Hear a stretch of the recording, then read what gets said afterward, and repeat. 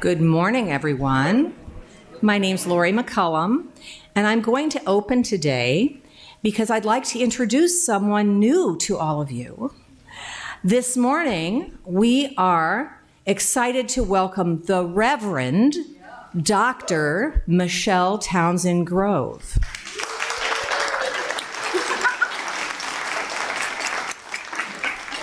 And we have a gift for her. You can choose to open this now or later, your choice. You know everybody's dying to see it, right? I can't. Oh, look at that. Photos from the ordination. Okay, I'll make sure this is somewhere where you can see. I love it with the two congregations. Joe, thank you. And there's another little item in there as well.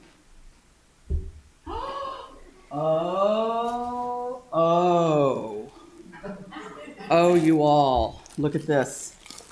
Yeah, actually. So the stole that I got when I was ordained got messed. It's left in my husband's car in Morgantown, West Virginia, because I forgot to pack it. I was going to wear it today. And I'm like, can't go back now, right? And maybe this is why.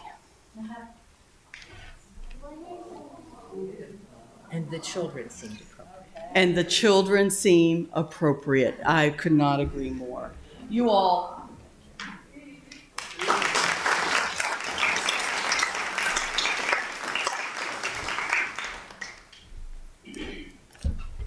You all are amazing. So let me get us situated. Welcome, my friends, who come in friendship, who long for genuine community. May you be graciously received here. May you be graciously received as your authentic self. Welcome, who come in curiosity, full of questions, or just simply open. May you embrace wonder and encounter new delights. Welcome, who come heavy with fatigue, weary from the troubles of the world or the troubles of your particular life. May you rest and be filled in this sacred place. Welcome, who come with joy, for flowing rivers and gentle breezes, for changing skies and great trees. May the grace of the world leave a lasting imprint on you. Come, let us worship together. Good morning, my friends. My name is Michele Townsend Grove, and I use she, her pronouns. And it is a joy to be back with you after my summer hiatus, where I did both some study leave and some vacation. The words that you just heard were from Sherry Woodbury in a piece entitled A Spacious Welcome. So I serve this congregation as the minister, and I'm a part of a collaborative team of leaders. If you are sitting in this room, would you raise your hand real quick for me? Everybody, all ages, everybody. Okay, look around. That's the collaborative leadership team in which I am a part. And all of those who are not here today, they're not off the hook. Welcome to this special place. For as the Unitarian Universalist congregation of the Quad Cities, we welcome all people into our beloved community, whatever age, race, class, ethnicity, physical ability, sexual orientation, gender identity, or religious background. We welcome especially those joining us for the first time. We live stream our services, and those recordings are saved on the UUCQC YouTube channel that you can go back and watch again or watch for the first time, depending. If you do not wish to appear in any of these recordings, there's a space back under where there's a table, and you can sit there, and that's out of camera range. We invite everyone to join us. Usually we're downstairs, but today we're upstairs for refreshments following this service. It is so good to be with you today.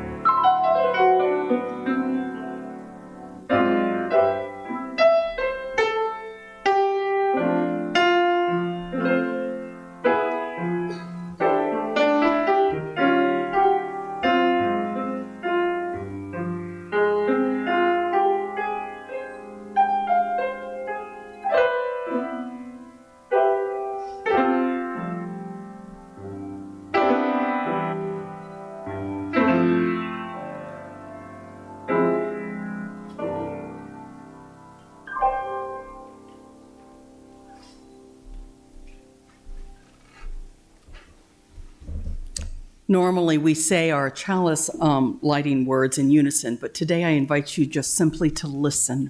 As Susan lights our chalice, we will use the words of Patricia Chatti, who the words she has at the beginning will also be our extinguishing words. We will have them kind of bookmarked. She wrote, "You and I, all of us, you and I, all of us blew about with the winds of summer, following the sun in different ways of freedom and play. Today we gather in gladness once more, this special community that we call our congregation, a community of all ages that sings its songs, tells its thoughts, asks its questions, and searches together with community and love." And so now let us sing together. I invite you to stand if you wish, and we will sing the song that is in the insert in your order of service, Hush.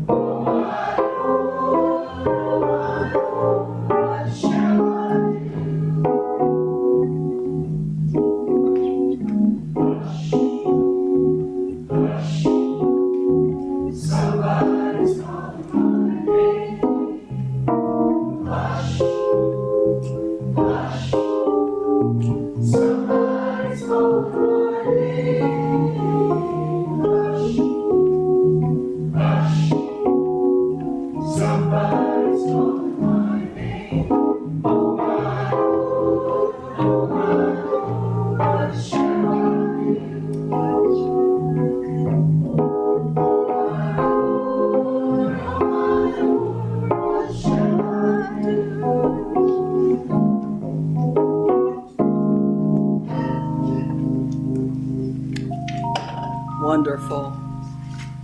Please remain lifted up, my friends, and in the spirit of love and friendship, let us now acknowledge the holy in our midst and greet each other, especially those we do not know.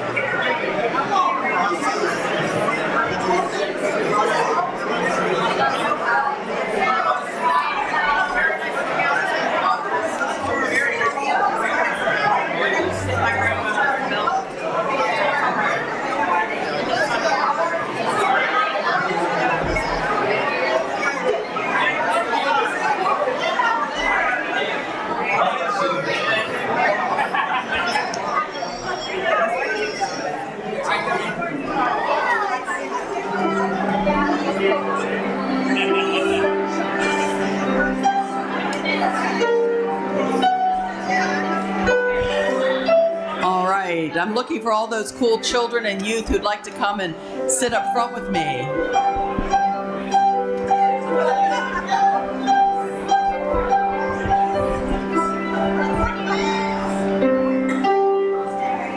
Good morning. Oh my word, it's good to see you all. Okay, ready? Who's really excited to go back to school? Yay! No? Kinda? Yeah, a little. Okay, no, sorry. I'm sorry, yep. No, that's all right, that's all right. Well, I hope it's been a good summer. And I would like for you, I'm going to show you a couple of illustrations, and it's about a story that you may or may not know. So who here sees this and thinks it looks familiar? Noah's Ark. Dun, dun, dun. Noah's Ark. That's right. So you all might have heard this story maybe in your religious education classes. I grew up in a United Methodist church, and this story was very popular with my Sunday school class. That's what they called it then, way back like centuries ago when I was in Sunday school, right? And look, does this look familiar too? Here's another picture of Noah's Ark, and what do you see? Animals, right.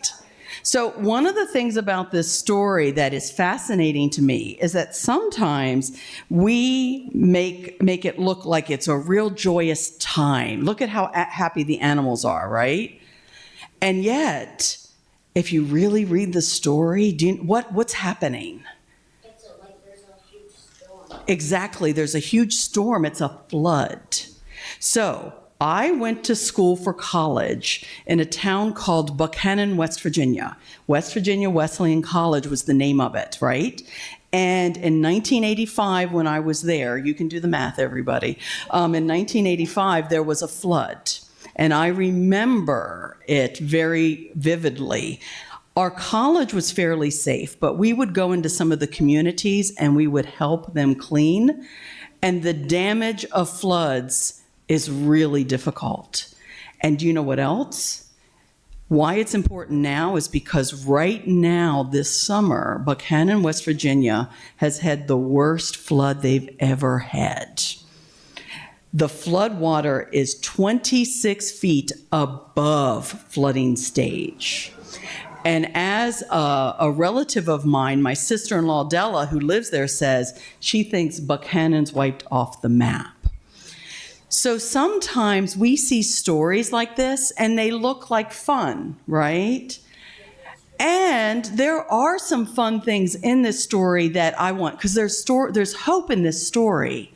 But I also want us to remember that sometimes people are hurting, right? And that there's things we can do to help. So for example, what's something hopeful in that story? Do you see up top? What's this?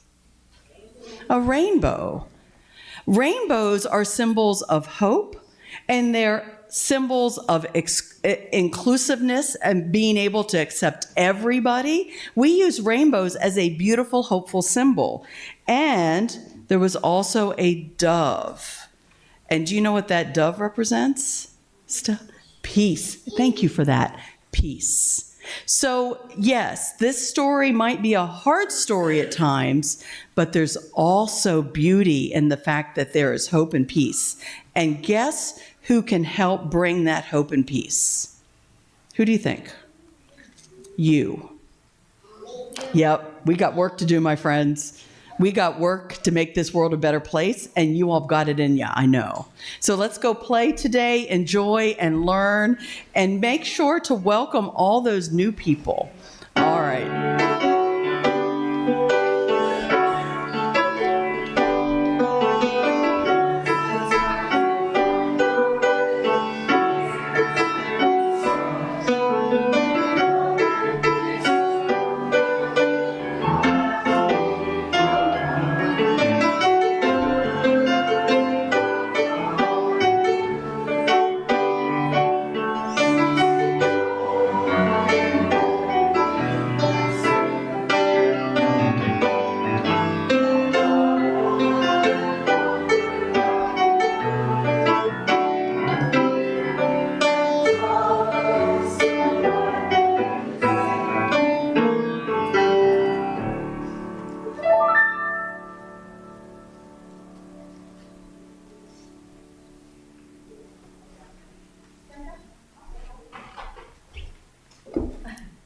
Oh, good. Hi, Ann. You coming? That's all right. It's all good. We're good. Yes. So sorry. Oh, don't be. It's all good. There we go, right there. How's that? Yay. Thank you. Good morning. I'm busy preparing for later, so sorry. My name is Ann Harrington. I am a member of the pastoral care team. As we gather today, we pause to reflect on what lies in our hearts. Thank you. In this time of sharing, we take a moment to recognize our personal joys and sorrows and to read from the book of joys and sorrows, those personal life events you have chosen to share with us. Looks like we have one in the book from Marcy Doyle. Joy is that school and cross country has begun. I'm assuming that's for her grandsons. Are there any joys online? Not today. How about concerns? Not as of this time. All right. We also have a concern from Marcy. All the male people in my family can use good vibes. For what has been shared and for what remains in the quiet sanctuary of our hearts, we are grateful. Let us become aware of the energy that brings us together in beloved community as we share a time of silent meditation. May we open our minds and hearts to a place of quiet, to a silent prayer for the healing of pain and the comfort of love. Following our meditation, we will enter a time of musical meditation, during which time you are invited to come forward and light a candle. May we discover a sense of peace and fulfillment in the quiet, in the music, and in the light.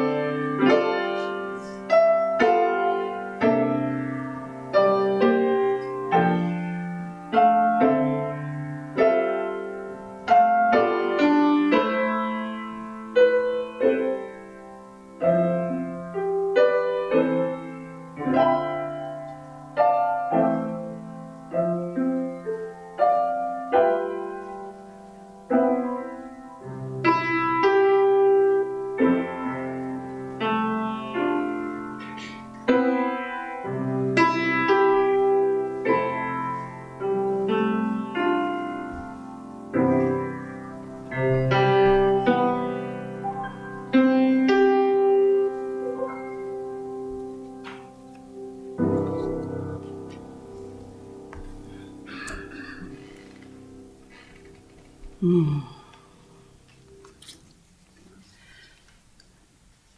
following text that I'm about to read comes from the literature of ancient Sumer.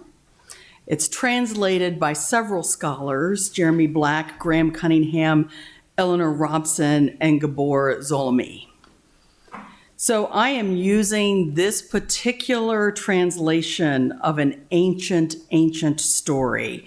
And World History, a website that does some amazing work on collating world history, has given me the translation. So I'm deeply appreciative to them. So now the portion of the story that I'm about to read was written 3,700 years ago.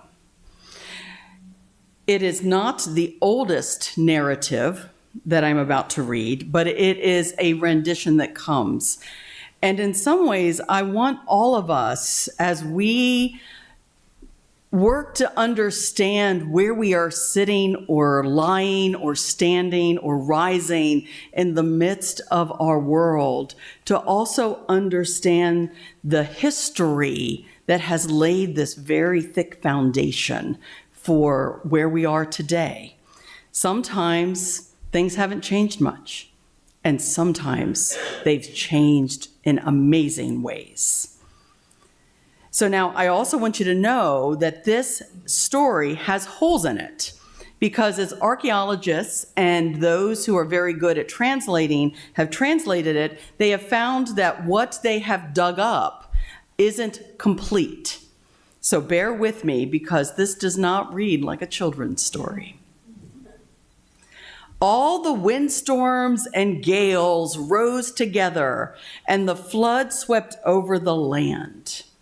And the flood had swept over the land, and waves and windstorms had rocked the huge boat for 7 days and 7 nights.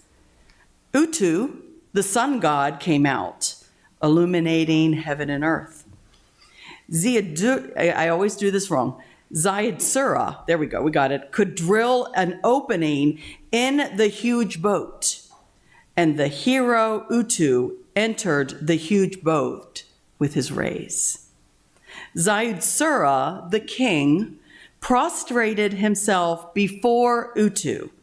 The king sacrificed oxen and offered many sheep. They have made you swear by heaven and earth. An and Enel have made you swear by heaven and earth. More and more animals disembarked onto the earth, and Zayed-Surah, the king, prostrated himself before An and Enlil. An and Enlil treated Zayed-Surah kindly. They granted him life like a god, and they brought down to him eternal life. A later version of this story appears in the Jewish Torah, in the book of Genesis. It is also revered by Christians, where the book of Genesis is the first book of their Bible. Now, I'm not going to read you the full narrative of Noah. You're welcome. It is 3 chapters and 1,700 words.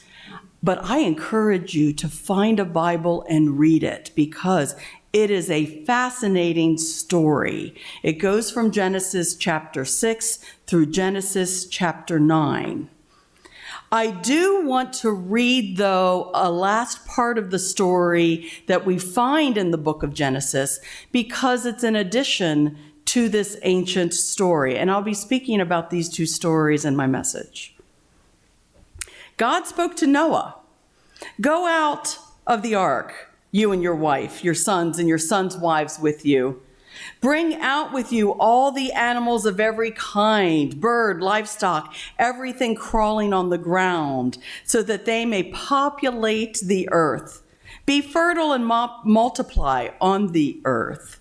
And so Noah went out of the ark with his sons and his wife and his sons' wives, all of the animals, all of the livestock, all of the birds, and everything crawling on the ground came out of the ark by their families.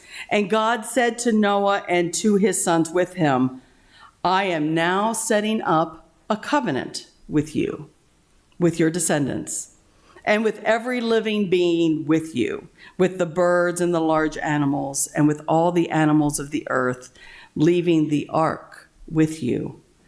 I will set up my covenant with you so that never again will all life be cut off by floodwaters. There will never again be a flood to destroy the earth. And God said, this is the symbol of the covenant that I am drawing up between me and you and every living thing with you on behalf of every future generation. I have placed my bow in the clouds. It will be the symbol of the covenant between me and the earth. When I bring clouds over the earth and that bow appears in the clouds, I will remember the covenant between me and you and every living being among the creatures. All right, my friends, take a deep breath.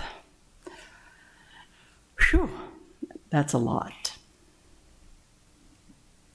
I have 3 important reasons for introducing these 2 stories to you today. The first is an intellectual exercise, and if you choose to participate, that is great.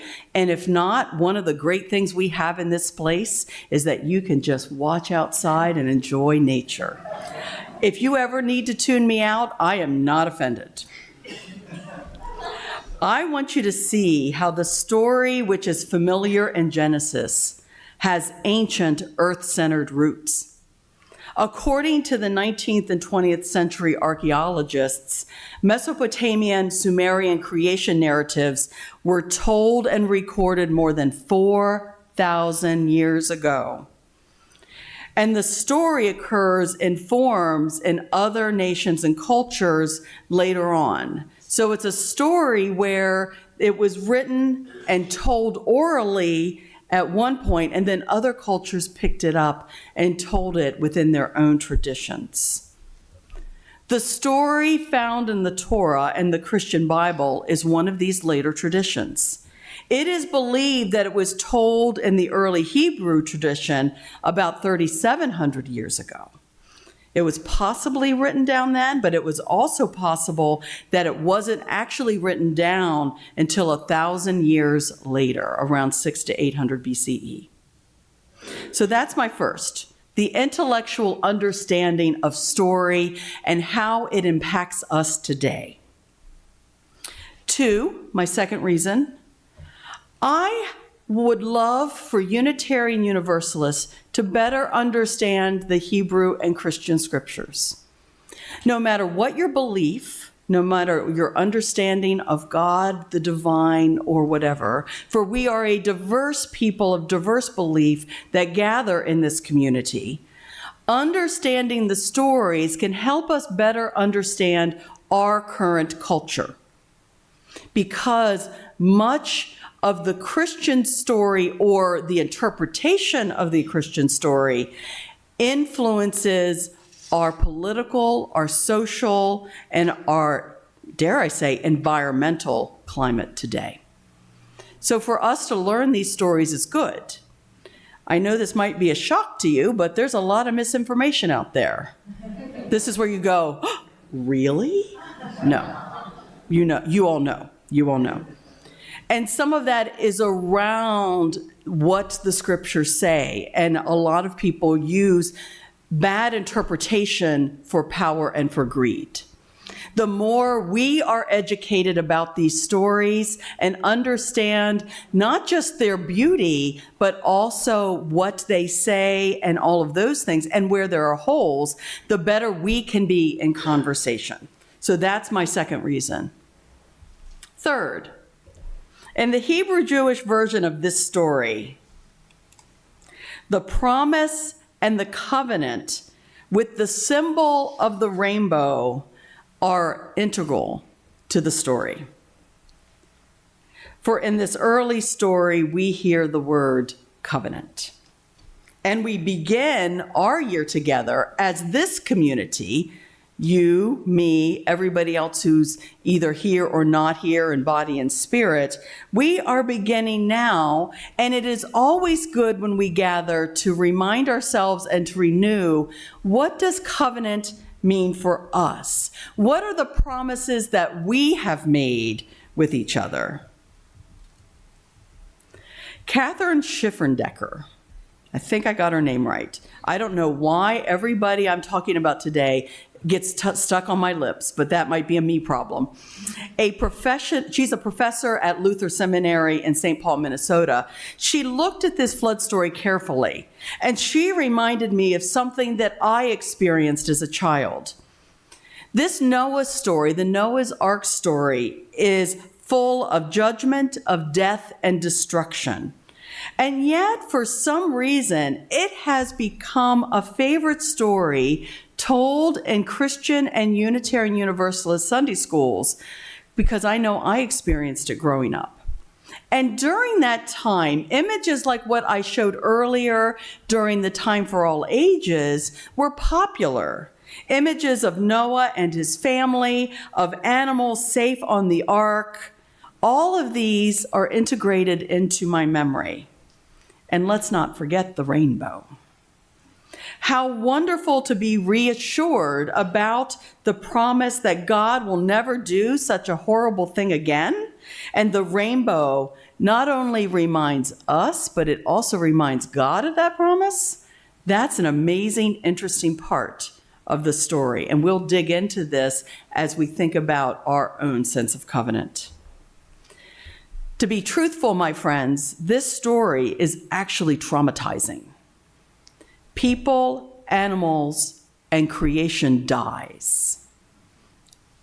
It's an awful image if we read it closely and imagine it for what it really is. Yes, the promise is hopeful, and we need to hold on to that because that is a true part of our being. But it is also a difficult story, and it's one that's hard to sometimes untangle. And for some reason, this narrative spoke to people who lived almost 3,000 to 4,000 years ago. As archaeologists have done good work, they have discovered that flooding did happen. There's no evidence of a world flood, but there's definitely lots of evidence in that Middle East Mesopotamian area. The Tigris and the Euphrates, those rivers flooded a great deal. The Nile, it flooded a lot. And so I can imagine an ancient people dealing with flood and looking for story to help them reconcile and wrestle with what this means. And then in the Genesis version that came with the Torah, God said, I will never do this again. This is my covenant. Covenant. I talk about covenant a lot, don't I? Unitarian Universalists talk about it a lot as well, and for good reason. We see covenant as an intentional, caring, thoughtful promise, one that inspires a beloved community. Yet I believe it's important to understand some of the religious roots that come with covenant. In this ancient tradition, as we read the story of Genesis, this is how covenant works. God says, I will do this, and the people say thank you. God says, you do this. The people say yes. All is well. Ta-da! A covenant. That is the ancient understanding of covenant, according to this and other stories that we find in the Torah and the Tanakh of the Jewish tradition. I believe it's important for us to understand these roots because they are a part of that foundation. And yet, as we gather in community today, we understand covenant a bit differently. We are in a place where we have many people of many different beliefs and ideas and opinions. There's not just one way, there's not just one creed. This is a gift, and it's challenging. And our understanding of covenant centers on this respect of diversity. The diversity of the people who are here and the diversity of those people who might walk through the doors, the diversity of the people outside these doors, and the diversity of a globe. For each of us, covenants are promises that we use to live into our belief that each person in all of creation is valuable, and we will aspire, not perfectly, but we will aspire to treat each other with love, care, and respect. Let that sink in. Now, I will say this, that ancient understanding of covenant, it's efficient. It's quick, and sometimes we would love efficient and quick. We would be efficient if we had one authority, and that authority told us what to do, and we all just agreed. That's efficient, isn't it? But is it not the model of diversity and holding space for that diversity that makes us a Unitarian Universalist community? I don't think you all want the minister to go, this is how it is, you all nod, and we move on. Or the board president, or whatever it might be. I believe that we have our value because we respect the diversity of idea, of belief, of thought, and opinion. And so we gather on the threshold of a new year and a new beginning. And I ask you, what covenants should we make with each other? What promises will guide us into the amazing potential we have as a community? We have an amazing covenant of right relations, and this document, thoughtfully crafted and adopted by this community, guides us in the way that we relate to each other. So let's assess inwardly, not outwardly, but how are we doing? Are we relating to each other in kindness? Are we including everyone in conversations that need to be included? Are we treating each other with respect that honors their value? For Unitarian Universalists believe that all humans have dignity and value. Today, my friends, as we gather on the threshold of a new year, it's filled with anticipation and hope for the future of this community. I encourage you to reflect. How does the way we work together align with our covenant or covenants? Are we listening deeply? Are we speaking to each other with calm voices? Or do we raise our voices because our fear of not being heard or understood gets in the way of living in covenant? Are we including all the people that need to be included? Are we kind? My friends, a part of covenant is understanding that this work takes time. Holding space for so many beliefs, opinions, and way of engaging each other, it's consuming and it's a part of sometimes what drags us down. And yet there is a balance between efficiency and leaving space. The time is worth it, my friends. Also, it's important to remember we do not come into this perfect. Our own fears, our own desires, our own ideas sometimes get in the way. And yet we're gathering here on this threshold of a new year in hope and awe. My friends, I am confident because last year I watched the work of this community. And even though we talk a lot about the challenges, I also want us to remember that the work you're doing is transformative. It is beautiful, it is courageous, and in many cases, it is life-saving. Last year, I witnessed this community's heart and your hope for vibrancy in a world and better way for all. We often focus too closely on the challenges, and yet I also want us to focus on that joy, on that love, on that compassion, on the talent, on the abundance that is here. Oh my word, it is here. I feel it, I see it, I experience it. We have the opportunity to continue the good and to make our covenantal work better. My friends, it is good to be back with you. I'm so excited to be in your presence and in the work of this community. And I am excited for this year of discovery and growth. Blessed be.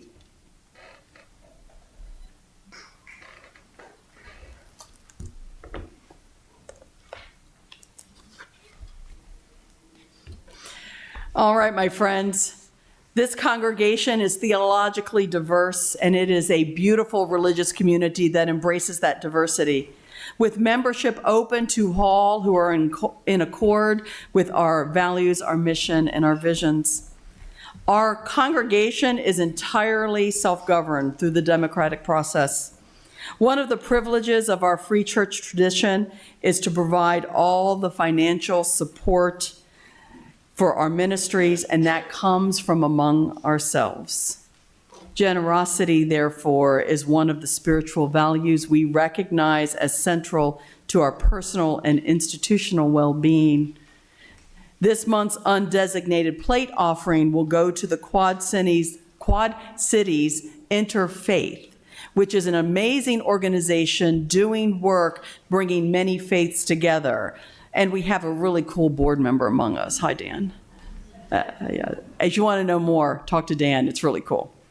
We invite you now to invite in the blessing of giving as the ushers come among you to accept the gifts of the congregation. Please, my friends, be generous as you are able.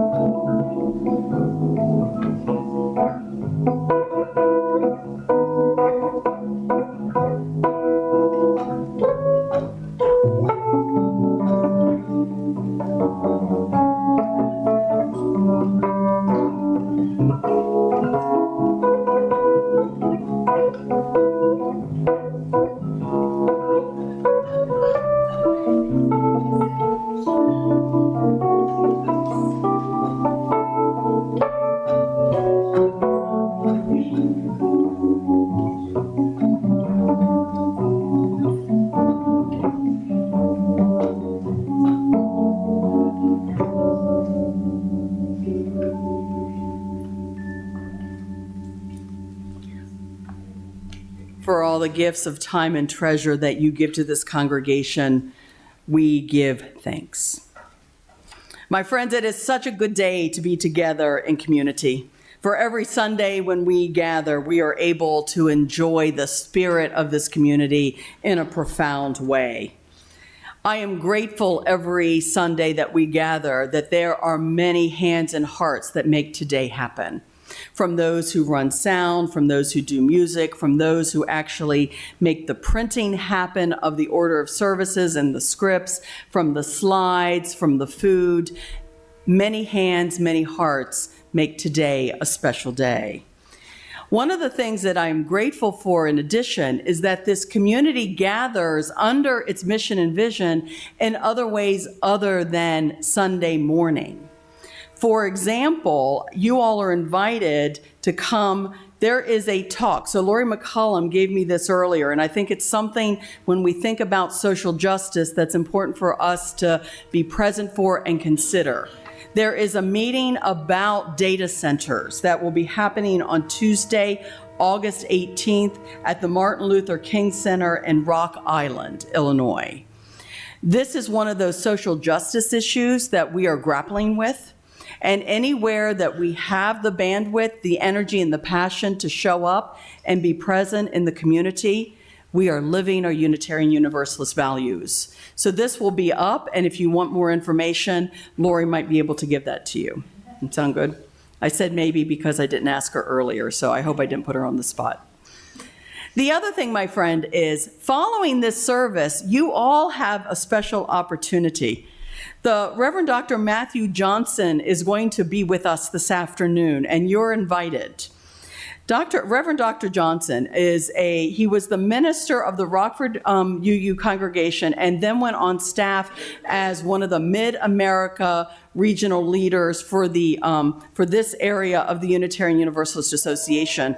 And he is our contact person with the UUA. And he will be with us this afternoon to lead us in a time of retreat and planning and getting our energy ready for the next year. It's broken into 3 parts. In the first part, everybody's invited because as a part of this congregation, we're a part of what moves forward. And we'll do some work looking at, hey, what does it mean that you have a half-time minister?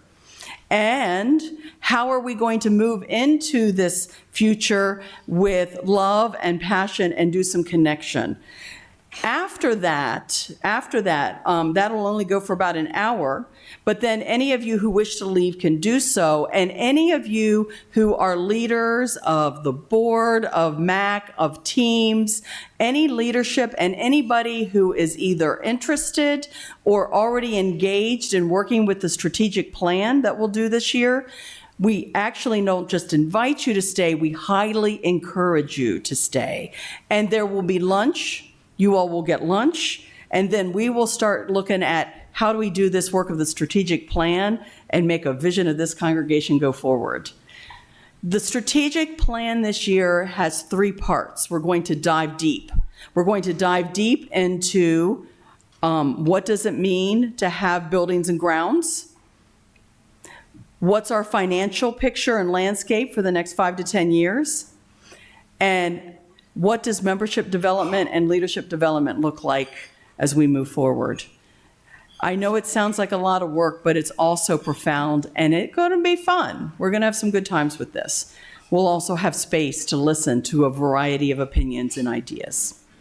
So you are welcome to stay. That 3rd hour is for the board, and the board will stay to process what we have been hearing from everybody and to set goals and to move forward. All right, my friends, let's sing together. You ready? Let us rise if you're willing or able. It's number 1007-4. That's in the teal, correct? What teal? Turn the world around. The words are also up on the screen.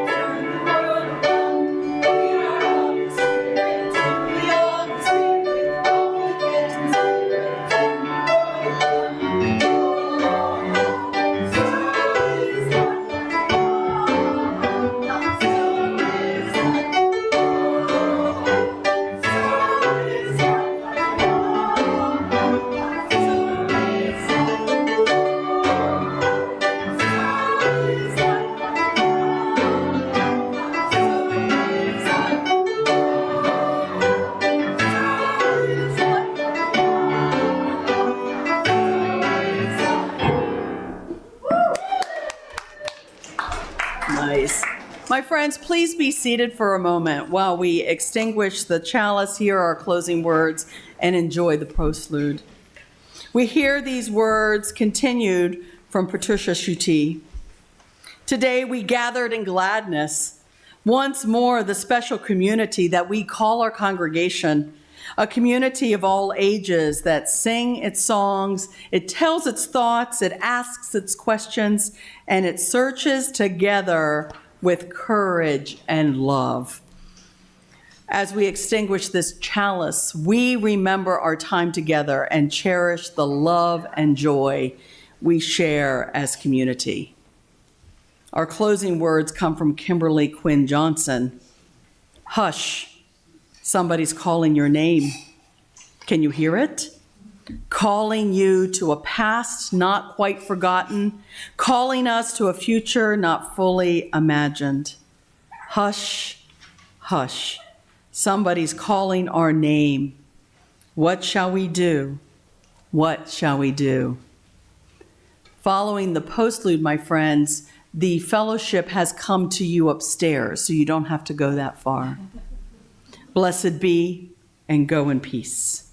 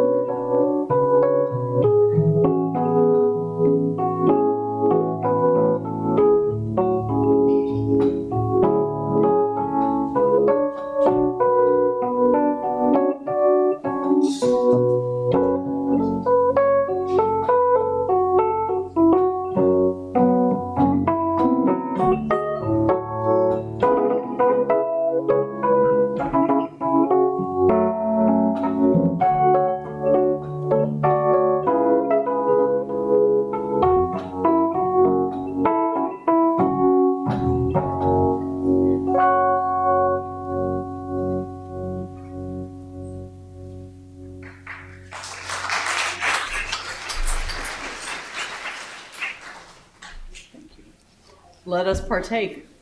I know, isn't that beautiful? I know. I thank Joe. You know. I really love, I mean, look at the shadowing. I mean, his attention to detail is so profound. It's always interesting though because I thought we were usually a congregation. So what get their, they capture. They kept church, so maybe they wanted to make it, consistent. See? Oh, and it's all